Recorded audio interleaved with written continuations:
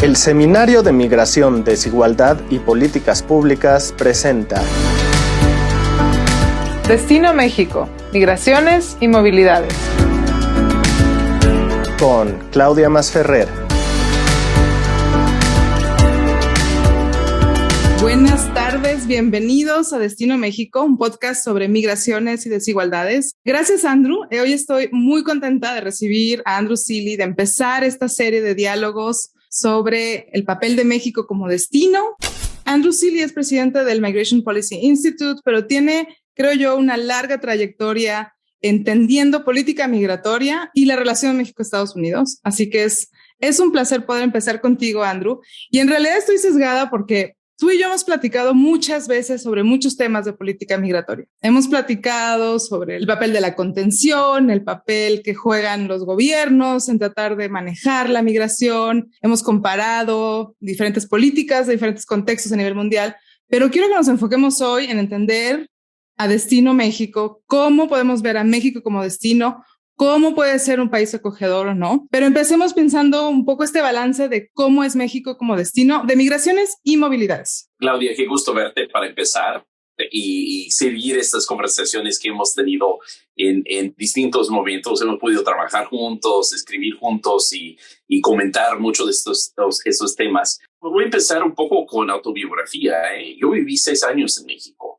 Yo escogí vivir y mucha gente llega a México, no llega por decisión, llega porque quedan varados en su camino a Estados Unidos o están huyendo de una situación que los apresura a salir de su país. Pero yo soy de los afortunados que pude escoger México para vivir en mi juventud y he vivido muchos otros momentos en México más cortos. Una vez en Colegio de México, por cierto, pasé un verano y otros en diferentes momentos. Y mira, yo creo que es un país muy acogedor, sobre todo para una clase media que llega.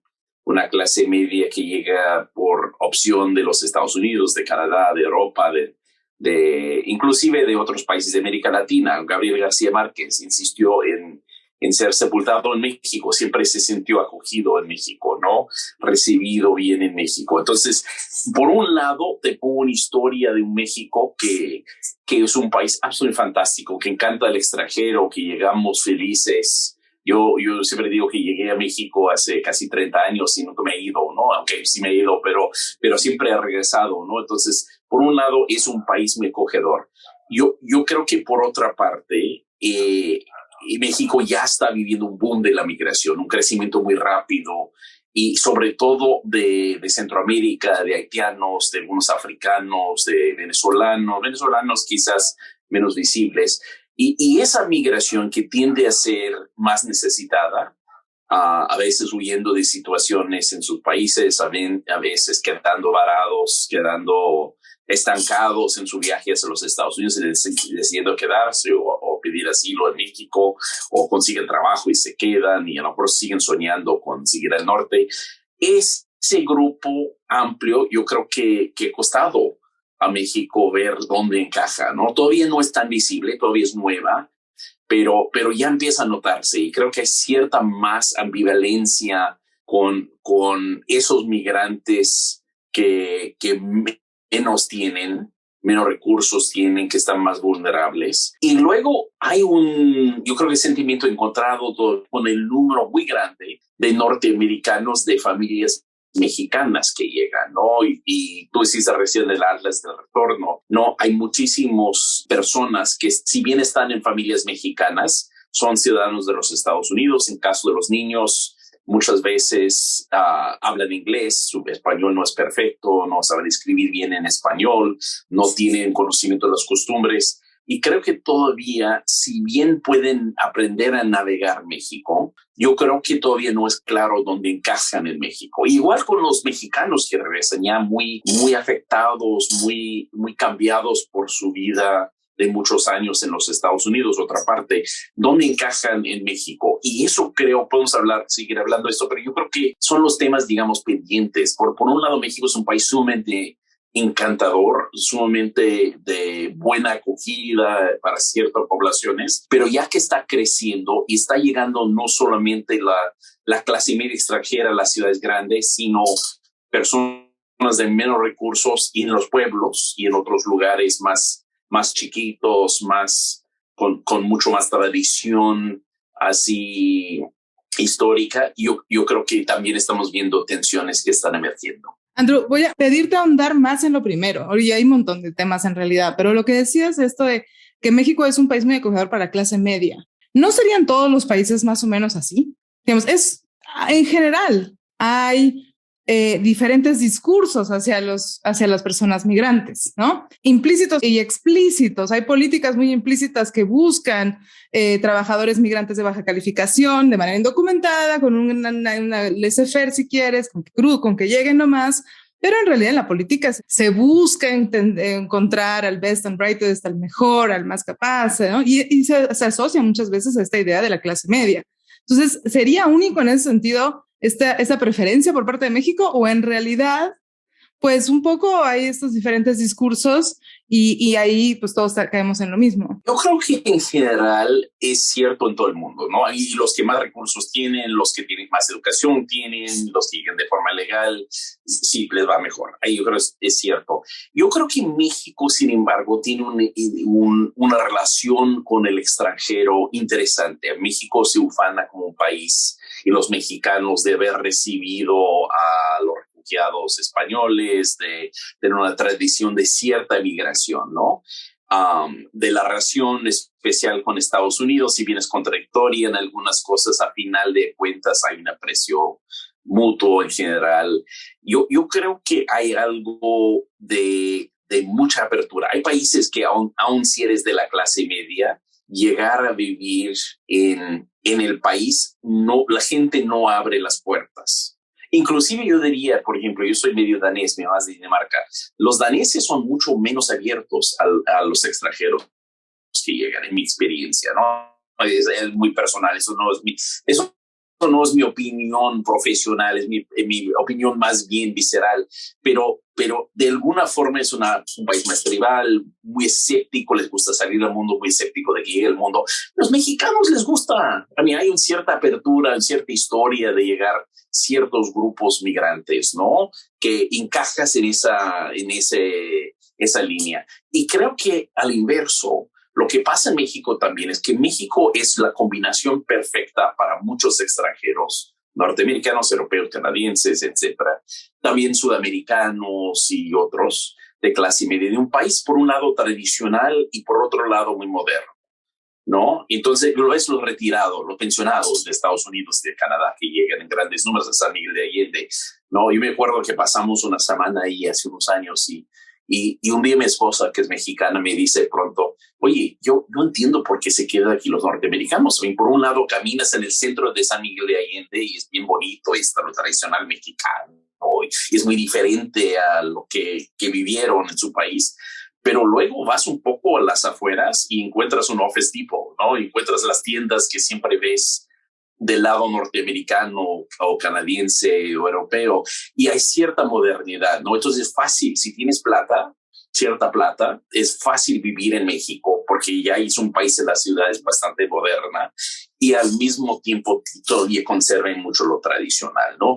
Entonces, y eso a mí, mira, no hay que descartarlo. Yo creo que los mexicanos deben celebrarlo. Es un país ahora de opción y ahorita en un mundo de movimiento, de movilidad mayor en el empleo, sobre todo para profesionistas, no para todo el mundo, pero para profesionistas. Yo creo que vamos a ver más y más extranjeros llegando, escogiendo vivir por lo menos tiempos en México, porque tiene esos dos atributos, ¿no? Muy tradicional, muy consciente de su pasado y al mismo tiempo puedes caminar en una calle y encuentras algo de, sí, algo del tiempo colonial, algo muy moderno, y vives la historia de México en cada paso, ¿no? Y al mismo tiempo es un país, sobre todo en las ciudades, cada vez más moderno, ¿no? Y más con muchas de las comodidades. No, está bien. Yo creo que vamos a ver muchos como nómadas, ¿no? Digitales que llegan a México a trabajar justo por eso, aparte de los pensionados. Pero obviamente la relación con el extranjero que no encaja en esa imagen de ser profesionista con cierta plata, es un poco distinto. Es cierto en todo el mundo, pero sí hay que destacar, México tiene cierta apertura. A mí no es de los países cerrados a los extranjeros. Hay países que de veras eres siempre un extraño si estás ahí. En México la gente recibe bien a los extranjeros y también a los de bajo recursos hasta cierto punto, pero hasta cierto punto es de lo que vamos a hablar. Pero entonces, digamos, tú eres autor de Vanishing Frontiers, que habla justo de la relación muy cercana entre México y Estados Unidos y cómo las fronteras hasta cierto punto se van no desapareciendo, pero se vuelven cada vez más flexibles, etcétera, ¿no? Pero no sé si me puedes hablar un poco sobre cómo hay otras Vanishing Frontiers entre México con otros lugares, porque creo que, por un lado, México no puede ser destino migratorio sin pensarse su ubicación, sin pensar que es vecino del sur de Estados Unidos, y entonces siempre hay ahí una tensión en si México se vuelve el destino, se vuelve Estados Unidos el destino, etcétera, ¿no?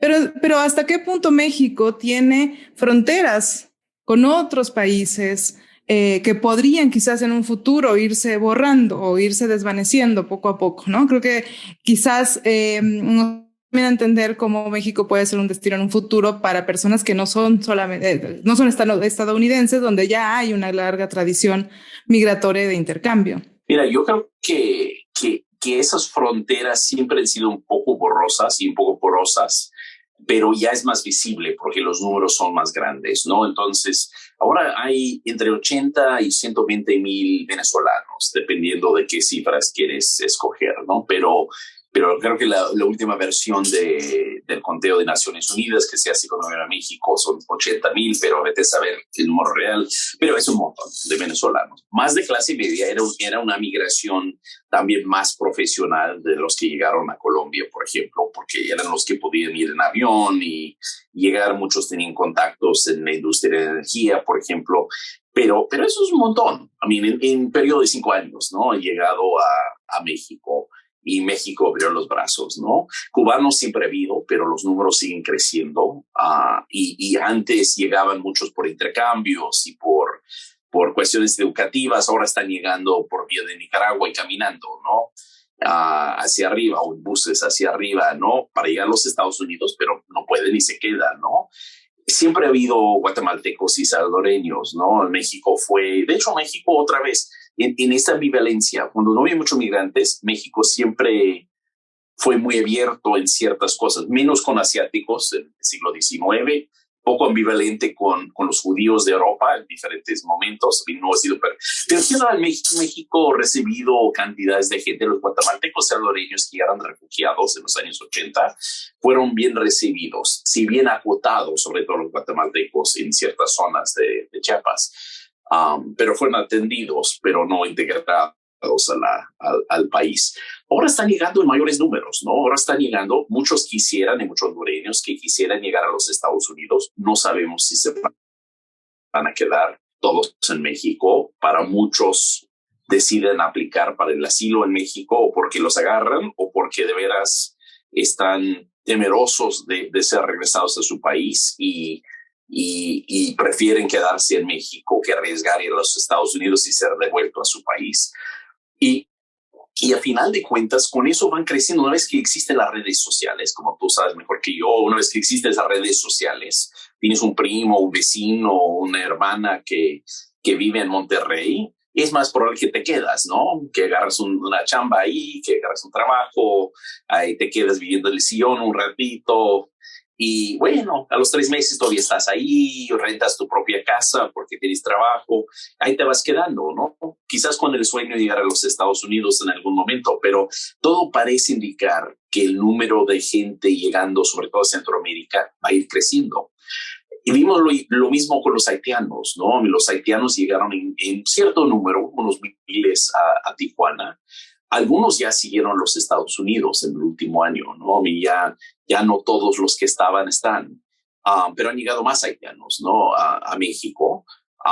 Y hay que ver si se vuelve una comunidad permanente o son comunidades más temporales y luego se van. Pero todo apunta a que por lo menos alguna gente se va a quedar, se enamoran, consiguen trabajo, ya no quieren, cambian las leyes en Estados Unidos, es difícil cruzar o escuchan que su amiga algo le pasó en la frontera y prefiere no proseguir. Entonces, todas esas cosas van, o simplemente porque ya hay una comunidad formando de semejantes, ¿no? De paisanos que les permite vivir relativamente bien donde están, ¿no? Y yo creo que estamos viendo la llegada del mundo a México de una forma que no existía en otro momento. Y eso es, mira, yo creo que está para el bien de México.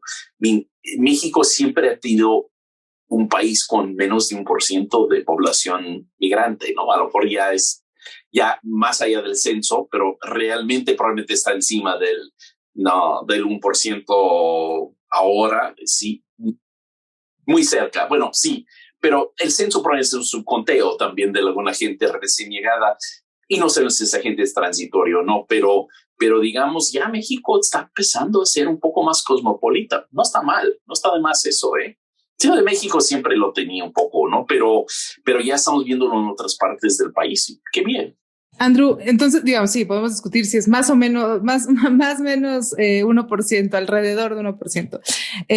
A mí no me queda muy claro tampoco toda la población que no se capta en un censo que está de manera temporal. Y depende de lo que cuentas, ¿no? Si son 3 meses de residencia, probablemente sube. Si es 1 año de residencia, para el de baja también, ¿no? ¿Y dónde viven, no? Porque no capta residencias colectivas de igual forma, ¿no? Pero yo quiero que nos detengamos un poco en la experiencia internacional.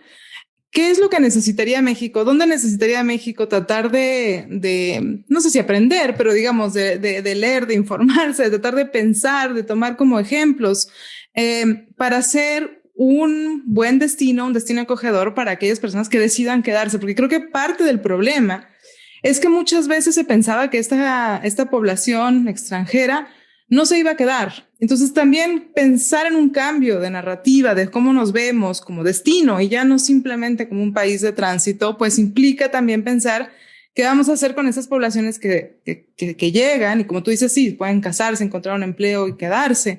Pero ¿qué se necesita para que se haga bien, ¿no? Porque también hemos discutido mucho el problema de tener poblaciones en limbos legales, con acceso limitado a derechos, ¿no? Que las implicaciones de la mala integración en el largo plazo para la cohesión social, o sea, eso ya lo sabemos, ¿no? Digamos, los que trabajamos temas de integración, de migración. Pero ¿cómo explicarías tú, por un lado, qué podría pasar si México no es un buen destino, ¿no? Y por otro lado, ¿qué es lo que se necesitaría tratar de recuperar de la experiencia internacional? Yo creo que hay 2 cosas a nivel nacional que hay que procesar. Uno es, y luego hablamos de lo local, ¿no? En la integración, donde así toca madera, pero yo creo que a nivel nacional, ¿para qué México quiere la migración? ¿No? Y mira, de alguna forma México ha sido un poco ajeno a las trayectorias del resto del mundo, ¿no? Y toda América Latina, a mí no todo, pero gran parte de América Latina tenía mucho menos migración o inmigración, por lo menos, que otras partes del mundo, ¿no? Entonces, ahora ha cambiado. Los últimos 5 o 10 años, los patrones están cambiando en todos lados. En México es más gradual que otras partes. A mí Colombia fue de 0.5 a 4% en 5 años, ¿no? Mucho más rápido, ¿no? Y hay otros países como Costa Rica que sí tiene más migrantes. México todavía es un número más bajito y la mayoría todavía de los migrantes en México son de ascendencia mexicana. A mí, todavía estamos hablando de haitianos y gringos y todo, pero así jubilados y todo eso, pero la mayoría de los extranjeros en México son ciudadanos norteamericanos, hijos o esposos o esposas de ciudadanos mexicanos, ¿no? De personas nacidas en México que regresaron a su tierra. Entonces, de alguna forma, estamos hablando de una población que no está tan lejos culturalmente de experiencia, que puede adquirir la ciudadanía mexicana en la mayoría de casos y que a veces pasa despercibido también por eso, ¿no? Es por bien y por mal, ¿no? Por bien, por un lado, porque sí saben algo de español, que sí tienen a alguien en familia que les puede ayudar con la historia de México, pero por otro lado se pasan desapercibidos. Y hay partes, como tú bien sabes, en Michoacán o en Jalisco, donde puedes tener fácilmente 5 o 10% de los niños en una escuela en un pueblo específico que son esos niños que nacieron extranjeros, ¿no? Entonces, no son números, a lo mejor son números menores a nivel nacional, pero hay lugares en que es un fenómeno realmente palpable, ¿no? Entonces, pero eso quiere decir que estamos hablando del otro, y luego tienes un grupo que han llegado del extranjero por elección, con medios y todo eso. Entonces, los desafíos mayores obviamente son los que llegan con menos recursos, con más vulnerabilidades, y no tienen nexos previos en México, ¿no? Pero mira, las dos cosas. Yo creo que México habría que pensar también, como todo país que recibe migrantes, ¿para qué? ¿No? Si se nos llega, ¿no? Bueno, sí, claro, la gente llega, pero ¿para qué nos sirve? ¿No? Entonces, ¿cuál es el interés nacional también en atraer migrantes, en también recibir y dar acogida a migrantes? Y ahí diría, uno es competitividad. Se necesitan migrantes en algunos sectores de la economía, yo diría tecnología, por ejemplo, ¿no? Me gustaría mucho más competitivo. Ya empieza a tener industria de punta en algunas tecnologías. Estaría muy bien si puede atraer gente de la India, de China y de todos lados. Y todavía no está el marco legal tan fácil para hacer eso. Dos, México empieza a tener también huecos tiene espacios en el mercado laboral en ciertas partes del país. No es cierto en Chiapas, pero sí es cierto en Monterrey o en Saltillo, ¿no? Empieza a tener necesidades en el mercado laboral donde los migrantes entran. Y esto yo sé que para los mexicanos es sorprendente, porque bueno, son muchos pobres en México, pero los pobres en México no siempre quieren ir donde está la necesidad de mano de obra, ¿no? Sobre todo si no son trabajos muy bien remunerados. Los migrantes, como pasa igual en Estados Unidos, los migrantes recién llegados están mucho más dispuestos a moverse a donde están los nichos en el mercado laboral donde pueden entrar. Entonces, y eso ha pasado en Colombia, ha pasado en Chile, ha pasado en Brasil. Todas esas economías que si bien es cierto, siguen siendo en parte países en desarrollo, también son en parte países desarrollados, ¿no? Entonces empieza a estar en medio, son países emergentes, ¿no? Entonces, como sea, empieza a tener eso. Yo creo que primero habría que pensar que sí ayuda, ¿no? Que esta, en cuanto a la economía, importa para México. Y México debería empezar a pensar a largo plazo también cómo tener una migración regulada, una migración, pero una política también de atracción de migración, inserción de migración, de acuerdo con un país emergente, un país que va en vías de desarrollo, pero va muy avanzado en vías de desarrollo, ¿no? Entonces, sí, con mucha pobreza, muy desigual, desde luego, pero ya en otro momento de hace 20 años, ¿no? Dos, yo creo que habría que pensar qué es ser mexicano. Es de los temas nacionales, ¿no?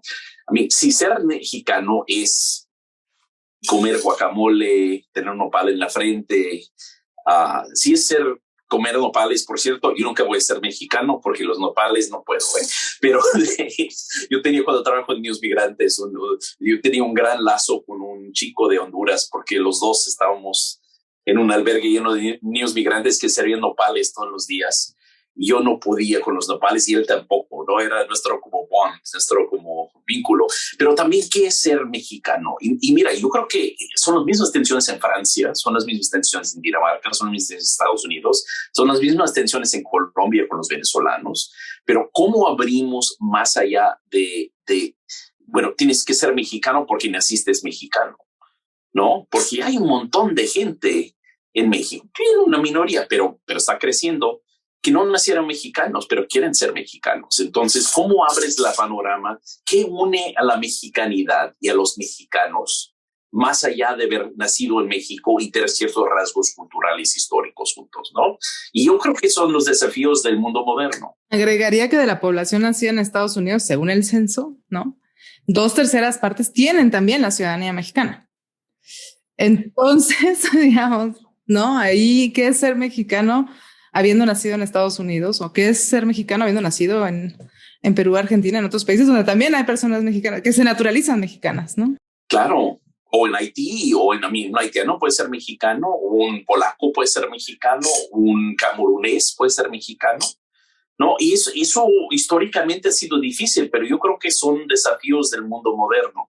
Luego llegamos a lo que tú dices, a mí la integración al final hay que ver en las escuelas, ¿no? A mí ahí yo creo que hay mucho que aprender para los niños que vienen de Estados Unidos, de los niños mexicanos en las escuelas de los Estados Unidos. Yo siempre he pensado que sería un gran esfuerzo juntar maestros mexicanos de lugares donde hay mucha mucha migración de retorno con maestros de escuelas en Estados Unidos donde hay mucho mexicano, inmigrante mexicano, porque los desafíos son parecidos, ¿no? Nada más en el inverso, ¿no? En el inverso, pero son muy parecidos.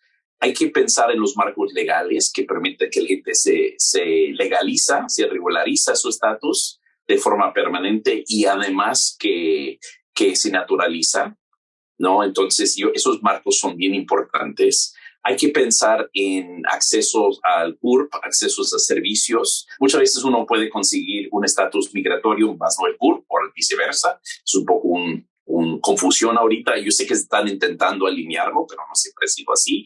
Entonces, ¿cómo uno puede obtener la documentación necesaria? ¿Cómo puede obtener los servicios entonces que van con ser residente de México? Y cómo uno puede en la escuela también avanzar. Yo tengo mis hijos, todos mis hijos han pasado por una escuela bilingüe en Estados Unidos, que es mayormente centroamericano todavía, y de familias centroamericanas. Y fue hecha realmente para integrar a centroamericanos que llegan, que no necesariamente hablan inglés en casa, ¿no? Entonces, pero igual hay que aprender de esos modelos, no solo de Estados Unidos, de muchos países donde ya han lidiado con la llegada de personas de otros países que hay que integrarlos en el sistema educativo. Se puede, hay un costo adicional de hacerlo, no hay que fingir que no hay costo. Sí hay un costo en esto, ¿no? Pero es un costo que a largo plazo ayuda también. Podríamos estar aquí muchísimo tiempo platicando sobre estos temas y en realidad es un gusto empezar esta serie porque creo que quedan un montón de preguntas abiertas y muchas de esas preguntas están, digamos, ahí en la lista de pendientes para ir contestando poco a poco en este podcast. Pero algo que me encanta y quizás creo que hay muchos temas abiertos que te podría preguntar, pero hay que preguntar un poco sobre tu libro, The Vanishing Frontiers, porque creo que parte del problema de cómo nos definimos como un lugar de destino, incluso para migrantes internos, para desplazados internos por la violencia, para otras personas en movilidad, es un poco esto como ser mexicano y ser un país destino, ser mexicano y al mismo tiempo tener familiares en el extranjero o ser mexicano con doble nacionalidad. Digamos, creo que hay muchas formas de ser mexicano, ¿no? Podemos pensar incluso en discusiones sobre el mestizaje, podemos pensar en discusiones sobre el ser indígena, afro, o sea, hay muchas discusiones que tú dejas en esta idea de ser mexicano. Pero quizás para concluir, yo te preguntaría, ¿cómo puede ser México un destino acogedor? Volviendo a esta gran pregunta, con un vecino como el que tenemos, ¿no? ¿Y qué aprendemos de estas fronteras que se han ido poco a poco desvaneciendo, ¿no? Un poco para tratar de pensar también más allá de los marcos legales o más allá digamos, de políticas, programas que se necesitan, tanto migratorias como de inserción o políticas públicas, un poco más en este imaginario, ¿no? Porque creo que tú en el libro muestras muchos ejemplos concretos de mucho diálogo, mucho intercambio, ¿no? Y creo que quizás vamos para allá, ¿no? Digo, vivimos finalmente igual en un mundo globalizado con mucho intercambio todo el tiempo. La pandemia nos ha permitido dialogar tú y yo ahora fácilmente en Washington y la Ciudad de México. La última vez que grabamos algo así fue en el Colegio de México, aprovechando que estabas en la ciudad. Pero creo que también, digamos, hay estas fronteras que se van disolviendo por muchas razones tecnológicas, económicas. Entonces, creo que hay algo muy profundo que dificulta, ¿no? Que México realmente pueda ser un destino acogedor. Y no sé si aprendemos algo de tu libro. Yo creo, por cierto, una anécdota rápido, pero yo estaba caminando en Madrid la semana pasada y vi un letrero, creo que fue en McDonald's, si no me equivoco, que decía auténtico Tex-Mex. Comida auténticamente Tex-Mex, y lo saqué una foto, dije que absurdo, ¿no? Pero luego pensé, es cierto, hay una comida auténticamente Tex-Mex que es de los mexicanos en Texas, ¿no? Que es un poco hay una comida mexicana al otro lado de la frontera, que es una comida, nos burlamos a veces de ello, pero sí es una comida que se desarrolló a partir de una experiencia distinta de mexicanidad en los Estados Unidos, cuando el país se dividió después de la guerra, ¿no? Y los mexicanos quedaron ya separados de la cultura nacional en México y siguieron mezclando cosas con Estados Unidos. Y hay culturas indígenas en México que son igualmente auténticos, ¿no? O más auténticos si quieres, inclusive, ¿no? Con comidas distintas y toda tradición distinta. Entonces, México son muchas cosas. México es un país plurinacional, ¿no? Para empezar, ¿no? México siempre ha sido un país plurinacional, es un país de 56, depende de cómo lo cuentas, ¿no? 50, 60 idiomas distintos. Es un país de mexicanos, de muchos mexicanos, una décima parte del país que vive al otro lado de la frontera, que siguen sintiéndose muy mexicanos y además, si le quieres agregar a sus hijos y nietos, muchas veces se siguen sintiendo muy, muy mexicanos, pero con expresión de identidad diferente. Entonces, México ya es un país diverso. Hay muchas formas de ser mexicano. Yo creo, pero lo que ha pasado con la complicada relación con Estados Unidos es que México tuvo que pasar por un proceso de unidad muy rápida frente a un vecino muy complicado, muy agresivo, para enfrentar. Y eso fue sobre todo después de la guerra del siglo XIX y después de la Revolución Mexicana, cuando el país se cae a cachos y está muy vulnerable. Todo ese crecimiento de mexicanidad, una identidad mexicana única, es para hacer frente a un país que quiere deshacer de México, ¿no? Entonces se entiende, es una historia real, pero en realidad México siempre ha sido un país plurinacional, siempre ha sido un país plural, con muchas expresiones de mexicanidad. Y ahora mexicanos en todos lados, ¿no? Hay mexicanos de donde vayas, encuentras no solamente comida Tex-Mex, pero comida mexicana, ¿no? Porque hay mexicanos en todos lados. Y yo creo que es reconocer esa pluralidad que ya existe, para empezar. Y ya en un mundo en que Estados Unidos no va a invadir a México, tiene otros vales mi país, pero eso de invadir a los vecinos no es parte del rollo, ni con Donald Trump. Entonces, de alguna manera, más bien quería hacer un muro, no invadir. Entonces, de alguna forma, ya puede estar un poco más seguro México frente al vecino y frente a su propia identidad, ¿no? Yo creo, yo lo digo como extranjero, pero se me hace reconocer esa pluralidad, que ha sido un esfuerzo ya de un tiempo, sobre todo empujado por los pueblos indígenas, pero también por los mexicanos en extranjero. Reconocer esa pluralidad de formas de ser mexicano también vuelve México más incluyente para los que llegan del extranjero, sean mexicanos o hijos de mexicanos nacidos en el exterior, o sean haitianos que llegan, o cameruneses o canadienses. Muchas gracias, Andrew. Después seguramente volveremos a platicar para tratar de ver cómo entender esas políticas que necesitamos para destinos Méxicos. Quizás esa es la conclusión de esta primera conversación. Muchas gracias, Andrew, por aceptar la invitación a empezar este diálogo, y a todos los que nos acompañan los invito a continuar participando de este espacio de diálogo, que es un diálogo abierto desde el Seminario de Migración, Desigualdad y Políticas Públicas del Colegio de México, y que estamos muy, muy contentos de iniciar. Así que bueno, gracias, Andrew. Y felicidades, Claudia, por el esfuerzo. Se me hace una gran iniciativa y se me hace además el momento propicio para empezar a generar este debate de México como destino, ¿no? Porque se está volviendo destino, todavía de forma gradual, pero ya de forma notable, ¿no? A mí ya se palpa aquí y allá en México, ¿no? Que algo ha cambiado. Entonces, qué bueno que estás así empujando el debate aquí. Gracias por invitarme. Y gracias a MPI también por tener ese debate de manera global, internacional. Muchas gracias y buenas tardes. Esto fue una producción de la Coordinación de Educación Digital del Colegio de México.